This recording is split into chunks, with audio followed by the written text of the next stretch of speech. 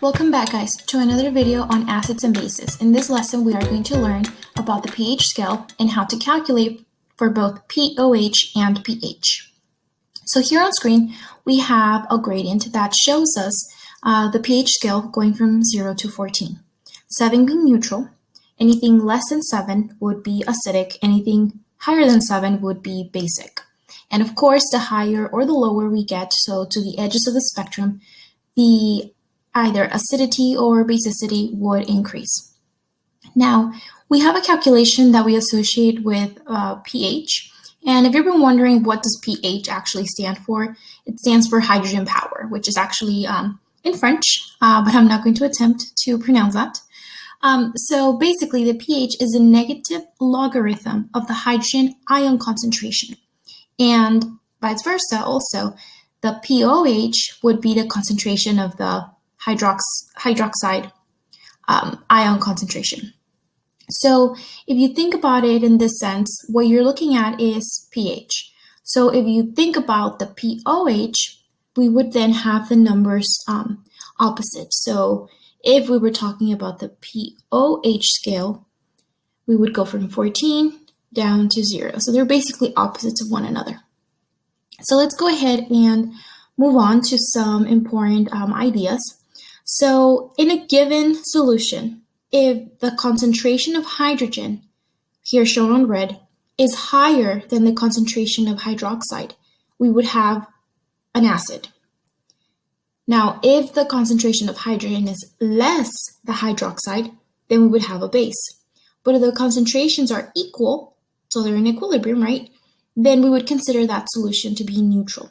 So these are important relationships that I know that we always talk about, like, what is the number, but these are concepts that we need to understand. So we're talking about the relative comparison between the two and which one exists in higher concentration than the other.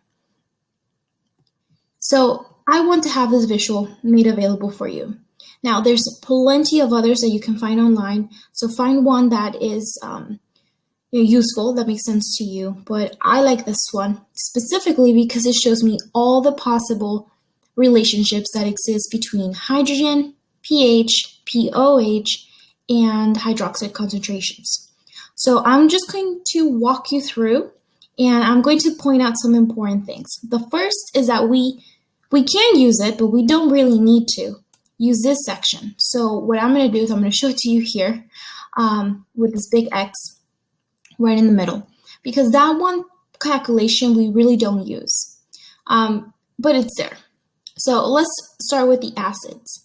I keep talking about the hydrogen concentration, but in reality, it could also be the hydronium ion concentration. So those both of them are shown here in blue. So I write both of them on my visual just so that I can have that available. So just know that when we talk about hydrogen concentration, it could be talking about hydronium ion as well, concentration. So if we were given the concentration of hydrogen, we would then, for example, the only arrow we can really follow is going down to find the pH. So if you notice this arrow pointing down, this information that goes along with the arrow tells us what to do. We would calculate it using the negative log of the concentration that is given to us. If we were going backwards, if we were given the pH and we needed to find the concentration, we would then follow the arrow that shows us that information. So what if instead we were given the pH and we needed to find the pOH? Well, remember, I told you they're opposites. So if they're opposites, they're both going to add to 14. So if you are given the pH and you need to find the pOH, you would follow the arrow that points from one to the other in the direction of your movement. So here you would do 14 minus the pH. And because, like I said, these are opposites, you notice that the calculation is identical in both of them. 14 minus the pH or 14 minus the pOH. The last section that we need to talk about here is if you were given the pOH concentration and you needed to find the actual pOH. So hopefully, just by looking at this particular visual, you can see that the calculations on both sides, so on the hydroxide side and the hydrogen side, they're pretty much the same. So the only thing that changes is one of them is talking about hydroxide, the other one is talking about hydrogen concentration, but they're the same. So really we're just dealing with like 3 different things that we could possibly do. But this visual is very useful because again, it shows us all the possible ones. If this is overwhelming for you, go ahead, disregard it. Just kind of go with the flow as you are being asked the questions. So we really only need 3 calculations. And I'm going to write them here on the side. We have 14 minus the pH or the pOH, right? We also have 10 to the negative pH to figure out the concentration. And if we have the concentration, but we need the pH, we would do the negative log of the hydrogen or hydronium concentration. So if the visual is very overwhelming, confusing, just write these 3 calculations and you would be set, okay? And again, those are for pH, but if you needed hydroxide, well, you would just change pH into pOH. So let's look at some examples because really that's the only way we can truly learn the information. Example number 1. So we are going to start with what is given to us. Every example will give you some piece of information. And in this one, we are given the concentration of hydroxide, which is 0.0012. So we are starting at this section of the visual. We need to then find the pOH, the pH, and the concentration of hydrogen. So I am going to follow the arrows that I'm marking here on red because that is my direction of movement along the diagram. So we are going to start with the negative log of hydroxide because that is what the equation here that goes and runs along with the arrow tells me. Now here, something important. You don't need to have a scientific calculator. You can, it's useful, but honestly, most cell phones have a capability of calculating log. If you have an Apple phone, just switch your calculator to horizontal view and more options will appear and one of them will be log.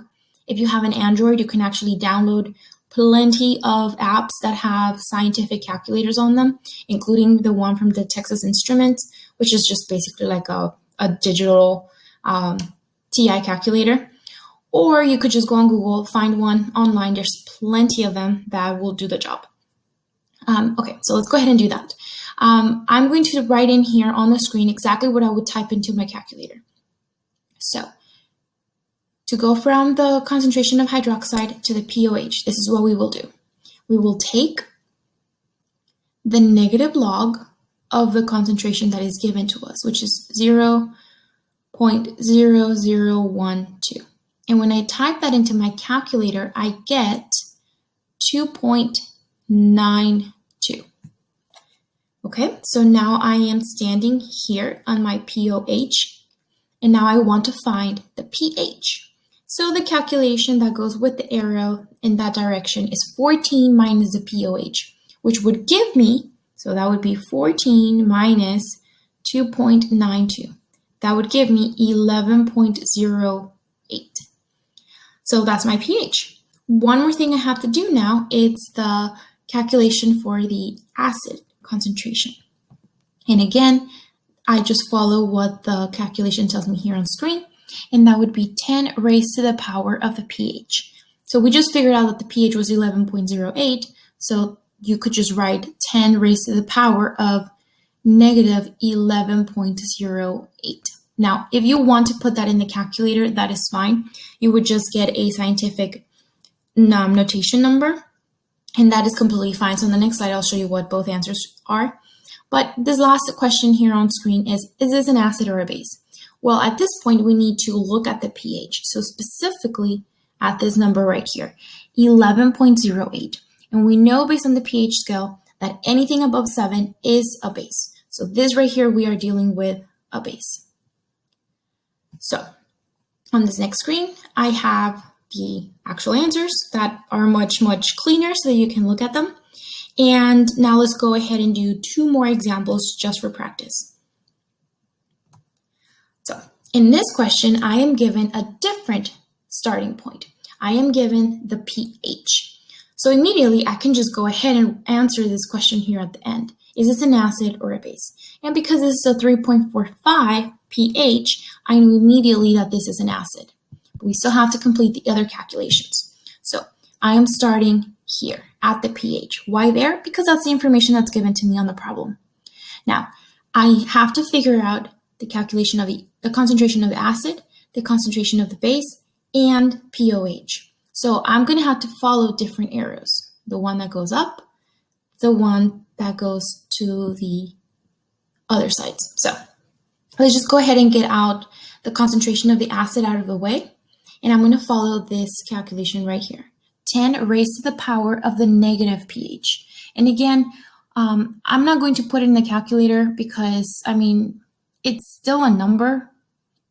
If you want to get the actual decimal or scientific notation, you can put that in the calculator, but you wouldn't be wrong if you just write it the way I wrote it here. So 10 raised to the negative 3.5. That's it for the concentration of hydrogen. Now, for the pOH, we would follow this equation right here, 14 minus pH. So we would do 14 minus the pH, which was given to us, which is 3.45. So when we take that into the calculator, we would end up with the answer of 10.55. And then the last one, we've already answered that one. The last one is the concentration of the base, which is hydroxide. So we would then take the 10 raised to the power of the negative pOH. So that would be 10 raised to the power of a negative pOH, we would just calculate it to be 10.55. And then that's it. We already answered the last section, which is acid. So let's go ahead and look at the cleaner version of our answers. Here we have them. And like I said, if you were to plug in the two 10 raised to the power of the pH or the pOH, these are the numbers in scientific notation that you would get. So again, you don't have to have that, but it is useful to know that you could have it either way. Alrighty, so let's continue on and let's do one more example, more similar to what you would see in class. So we have this last one. And here, if you notice on the right side of the screen, you are not given any specific information. You are not given the pH, pOH, the concentration of hydronium or hydroxide.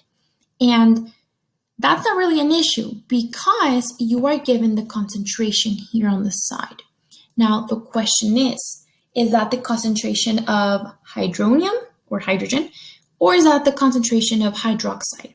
Well, in previous lessons, we learned that by looking at the compound, we can determine if that is an acid or if it's a base. And if we go back, just very quickly, if we go back to our diagram, remember I told you acids is the concentration of hydrogen or hydronium, and base is the concentration of hydroxide. So with that in mind, let's go back to the question. And hopefully by now you know that this HCl is hydrochloric acid, and therefore we are talking about an acid. And because of that, this concentration of 0.0001 is going to be the one that we would write for the hydronium ion. So 0.00001. Okay? So now that we have that information, we can begin. And I don't have the visual here on the screen because hopefully by now we've kind of, figured out what the process is, or we took a picture, or we have it available somewhere else. So what we're going to do is we're going to fill out the rest of them. We are going to then take the negative log, and again, you don't need a scientific calculator on hand. You could use your phone or you could use Google or an app that you might have downloaded to do this calculation. So whenever you put in negative log of the concentration, which is 0.0001, we would end up with the answer of 5. And that is for pH. Now we know that the relationship between pH and pOH is 14 minus whichever. So we would do 14 minus 5, which would give us 9. And then the last section is to figure out the concentration of hydroxide. And like I've been telling you guys, you could just do the 10 raised to the power of the concentration in negative, so -9, or you could actually plug it in the calculator and get the full scientific notation. So we will eventually be doing a lot of practice. So make sure that you look at these 3 examples, refer back to them. And if, like I said, you think that the visual is a little bit too crowded, it's too overwhelming, then answer the questions the exact same way I just did right now here on screen. So let's go ahead and look at the cleaner version of the answer choices here. And that is pretty much it for calculating pH and pOH. So I hope you guys enjoyed and that you learned something new.